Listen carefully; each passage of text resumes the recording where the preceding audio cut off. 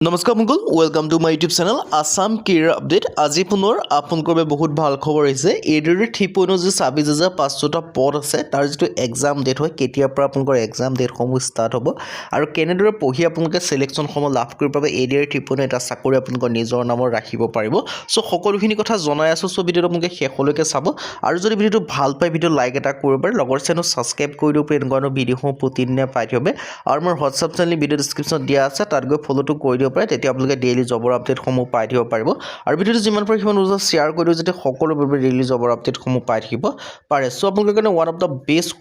আপোনালোকৰ যেটো সিলেকশ্যন প্ৰসিডিউৰ সকলোখিনি কথা জনাই আছো সো ভিডিওটো আগবঢ়াৰ আগতে মই জনাই দিব বিচাৰিছো যদি আপোনালোকে এডিআৰ 3.0 ক্ষেত্ৰত এক্সাম সমূহ দিম বুলি ভাবিছে তেন্তে আপোনালোকে এতিয়া পৰা ভালদৰে পঢ়িব লাগিব তেতিয়া সিলেকশ্যন সমূহ লাভ কৰিব পাৰিব কিয়নো নটিফিকেশন অহাৰ পাছতো সকলোৱে পঢ়িব কিন্তু সকলোৱে সিলেকশ্যনটো নাপায় ন সো আপোনালোকে বেলেগতকৈ বেলেগ কৰিব বাবে আপোনালোকে কি কৰিব লাগিব নটিফিকেশন অহাৰ আগৰ পৰাই পঢ়িব লাগিব তাৰ কাৰণে আমাৰ টিমতৰ এটা কোৰ্স প্ৰস্তুত কৰি উলিওৱা আছে সো কোৰ্সটো বাই কৰিলে আপোনালোকে পঢ়া শুনা সমূহ কৰিব পাৰে কিয়নো সেই কোৰ্সটো যে আপোনালোকে বাই কৰিলে পঢ়ে বেলেগ কোনো বুকস বা বেলেগ কোনো কোৰ্স নকৰি লব এখিনি পঢ়িলে আপোনালোকৰ কাৰণে সাফিসিয়েন্ট হ'ব সো এতিয়ালে কোৰ্সটো আপোনালোকে কেনেকৈ বাই কৰিব পাৰিব এই যেটো কোৰ্স হয় কোৰ্সটো বাই কৰিবৰ কাৰণে যেটো মোৰ হোৱাটছআপ নম্বৰ আপোনালোকে স্ক্ৰিনত দেখিব পাৰিছে 9181267278 আপোনালোকে হোৱাটছআপত যে হাই বুলি মেছেজ কৰিলে কোৰ্সটো বাই কৰি লব পাৰিব আৰু যেটো কোৰ্সটো যে ভালদৰে পঢ়ি আপোনালোকে নিশ্চয় সিলেকশ্যন সমূহ লাভ কৰিব পাৰিব আৰু যেটো কোৰ্স অকল এডিআৰ বুলি নহয় অসমৰ যিকোনো কম্পিটিটিভ এক্সামৰ ক্ষেত্ৰত পঢ়ি পলে আপোনালোকে সিলেকশ্যন সমূহ লাভ কৰিব পাৰিব for example Assam police AB UB SI হক ফৰেষ্ট হক ডিএমই হক ডিএসএস হক আসাম টেট হক এনেকৈ অসমৰ যিকোনো গ্ৰেড 3 গ্ৰেড 4 লেভেলৰ ভেকেন্সি ক্ষেত্ৰত আপোনালোকে পঢ়িব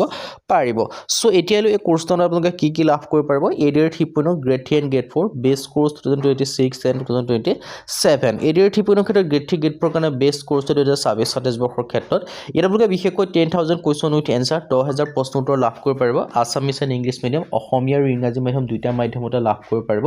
অল টপিকৰ A to Z এনালাইসিস সকলোখিনি আপোনালোকে লাভ কৰিব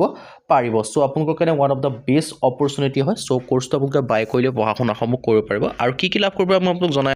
10000 কোৱেশ্চন এনসাৰৰ উপৰি আপোনালোকে লাভ কৰিব পাৰিব অল টপিকৰ A to Z এনালাইসিস আপোনালোকে এক্সাম পেপাৰখন যিমানখিনি কোৱেশ্চন এনসাৰ যিমানখিনি টপিকৰ পৰা দেখিব সেই সকলোখিনি টপিকৰ আপোনালোকে A to Z এনালাইসিস ইয়াত আপোনালোকে লাভ কৰিব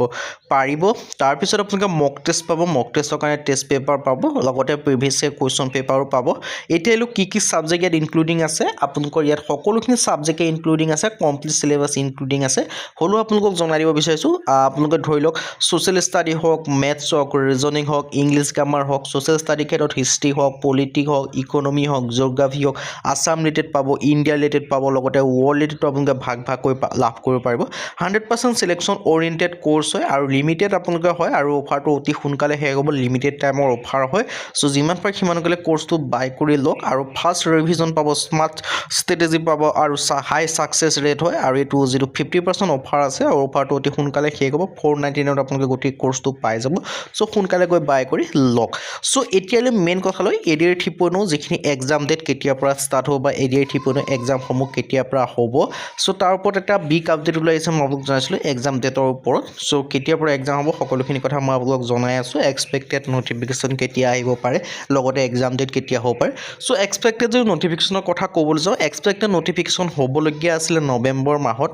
আৰু কিন্তু নৱেম্বৰ ডিচেম্বৰ জানুৱাৰী মাহত 3 মাহৰ ভিতৰত হ'বলগীয়া আছিল আসাম পুলিচ আৰু এডিআৰ নটিফিকেশন সমূহ একেলগে আহিব বুলি কৈছিল কিন্তু বৰ্তমান সময়ত হেতু হৈ নুঠিল কাৰণ আপোনালোকৰ এডিআৰ 3.0 নটিফিকেশন আহি গ'ল কিয়নো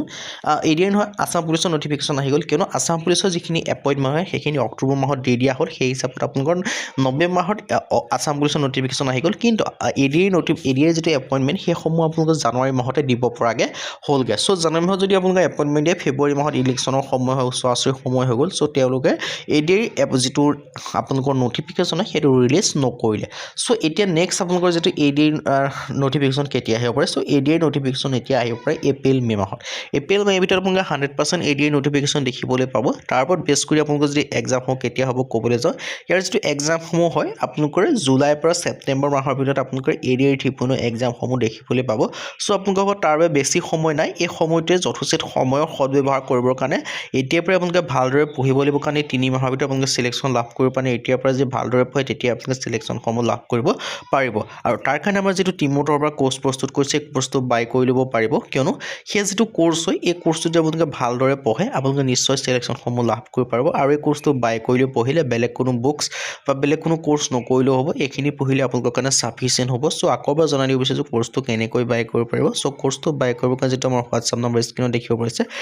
9181267278 তাত আপোনালোকে হোৱাটছআপত জাষ্ট হাই বুলি মেছেজ কৰিলে কোৰ্চটো বাই কৰি ল'ব পাৰিব আৰু আপোনালোকৰ সুবিধাকৈ 50% অফাৰ দি থকা হৈছে আৰু অফাৰটো লিমিটেড টাইমৰ অফাৰ হয় চ' যিমান পাৰে সিমান সোনকালে কোৰ্চটো বাই কৰি লওক চ' আপোনালোকৰ কাৰণে বেষ্ট অপৰচুনিটি হয় চ' অপৰচুনিটি আপোনালোকে মিছ